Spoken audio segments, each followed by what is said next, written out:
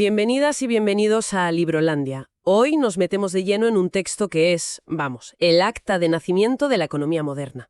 Hablamos de una investigación sobre la naturaleza y las causas de la riqueza de las naciones, que publicó el escocés Adam Smith en 1776. Y para este análisis contamos con una edición que es una maravilla, porque no solo trae los textos clave, sino un estudio preliminar súper completo que nos va a dar mucho contexto. Que es fundamental porque si no, es fácil perderse. Totalmente. Y esa es la misión de hoy, entender por qué un libro de hace casi 250 años sigue, generando tantísimo debate. Queremos ir más allá de los clichés. Sobre todo del más famoso de todos. La mano invisible. Vamos a intentar desentrañar qué significa de verdad. Y por cierto, si este tipo de exploraciones os gustan, pues ya sabéis, un me gusta o suscribirse nos ayuda un montón a seguir. Pero bueno, vamos al grano. ¿Qué tenía este libro de tan rompedor? Porque la gente ya pensaba en economía antes, ¿no? Claro que sí, pero el pensamiento económico estaba, digamos, fragmentado. Eran panfletos, consejos para el rey, ideas sueltas. No era una disciplina como tal. Exacto. Lo que hace Smith es monumental. Lo sistematiza todo en un único marco. Funda la escuela clásica, que va a influir en gente tan distinta como David Ricardo o incluso Karl Marx. Vaya. Y sobre todo, articula una doctrina completa. El liberalismo económico. Construye el edificio entero, vamos. Y es curioso porque hoy oímos liberalismo económico y a muchos se nos viene a la cabeza la idea de capitalismo salvaje, con Smith como el padrino de todo eso. Se quedaría horrorizado con esa descripción. Es que es lo primero que choca al leer sobre él. Se indignaría. Y es que esa es la primera idea que hay que desmontar.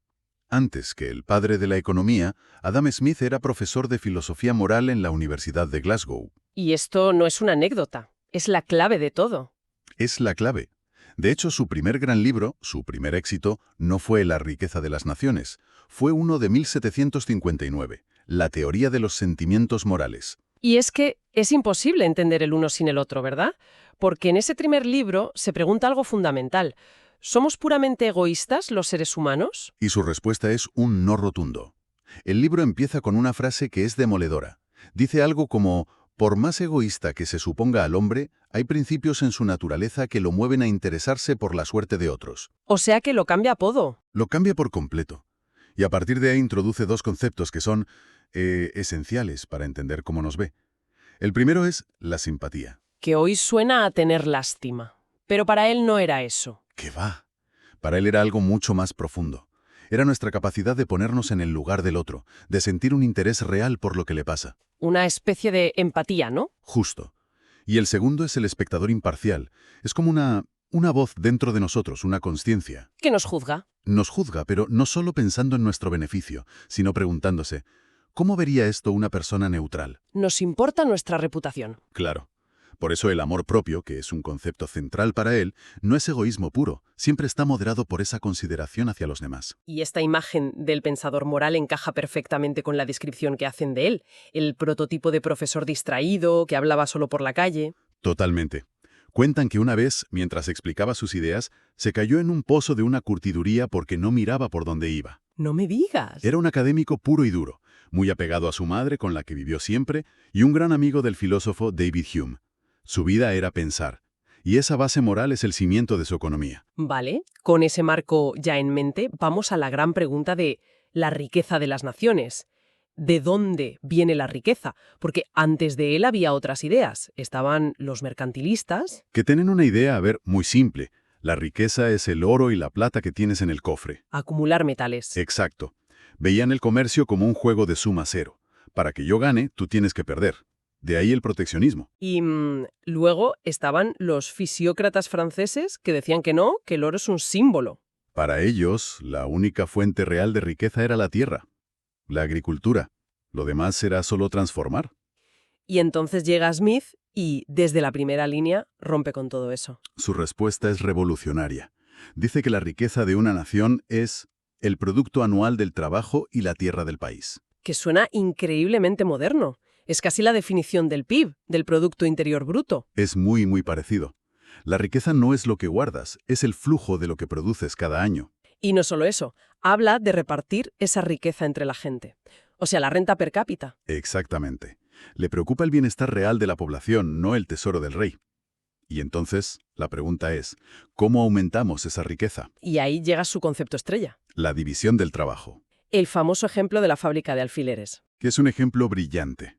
Dice que un trabajador solo, sin especialización, a lo mejor hace un alfiler al día, quizá 20. Con suerte. Pero si 10 trabajadores se dividen las tareas, uno estira el alambre, otro lo corta, otro afila la punta, entre todos podían hacer 48.000 alfileres al día. Es una barbaridad. La productividad se dispara. Es exponencial. Pero claro, eso plantea una pregunta enorme. Si tienes a miles de personas, cada una haciendo su pequeña tarea, ¿quién coordina todo esto? ¿Cómo funciona una economía tan compleja sin un planificador central? Y ahí es donde entra su idea más famosa. Y también la más mal interpretada. La mano invisible. Que, curiosamente, en un libro de cientos de páginas solo la menciona una vez. Una sola vez. Y sin embargo se ha convertido en la caricatura de todo su pensamiento. Totalmente. Se ha simplificado hasta el punto de decir que es una excusa para el egoísmo. Tú sé avaricioso, que mágicamente todo saldrá bien. Y es una tergiversación total. La idea es mucho más sutil y conecta directamente con su libro de moral. Claro. Él dice que en un sistema de libertad natural, que no es la ley de la selva, sino un sistema con un Estado que garantiza la justicia y los contratos, Ahí, cada individuo, al buscar su propio interés legítimo, que no es avaricia, ojo, es el amor propio de antes. Mejorar tu vida, cuidar de tu familia. al buscar ese interés, Es conducido por esa mano invisible a promover un fin que no estaba en sus planes, el bienestar general. una consecuencia no intencionada. Exacto. El panadero no nos da el pan por buena persona, sino para ganarse la vida. Pero al competir con otros panaderos, el resultado es que todos tenemos pan bueno y barato.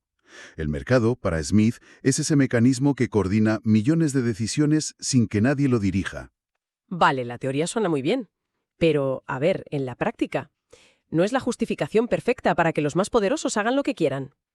¿Qué pasa si el carnicero se pone de acuerdo con los otros para subir los precios? Es una pregunta excelente.